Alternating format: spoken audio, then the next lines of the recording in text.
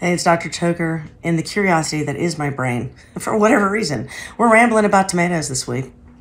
And so we've talked about some of the health detriments of a tomato between the lectins and the little virus that can sometimes affect a tomato. And then we've talked about the benefits of tomatoes.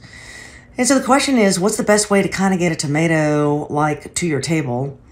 And I'm a fan of growing tomatoes. I am not a very good gardener at all. My mom and my dad always seem to have great luck growing things. And then as an adult, I have no luck growing things because I work so hard. So you have to love your plants is what it turns out. But there's a couple little tips some of you may not know that I find particularly valuable. And then they demonstrate how God put food on our table and how it is that you get some of the nutrients that you get, and it's pretty remarkable. So the role of every plant is to extend its little roots into the ground and pick up minerals that you, human, need for life.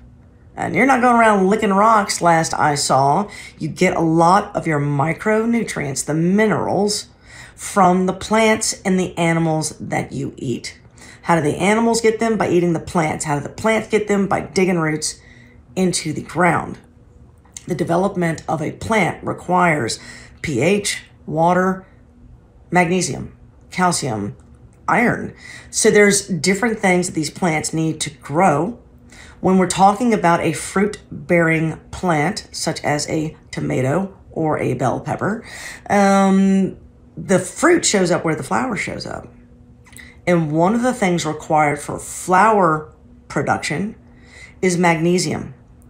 One of the problems in modern soil is that it's been stripped of magnesium.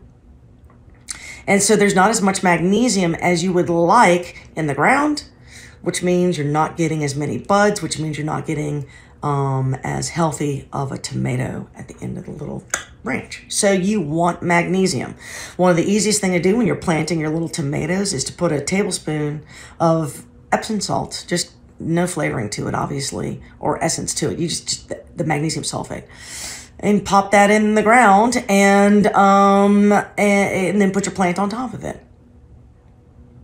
And then every so often, when the tree is growing, you can dig a little hole right next to the tree and put in another tablespoon per foot of tomato plant. You do that once every 6 weeks or so.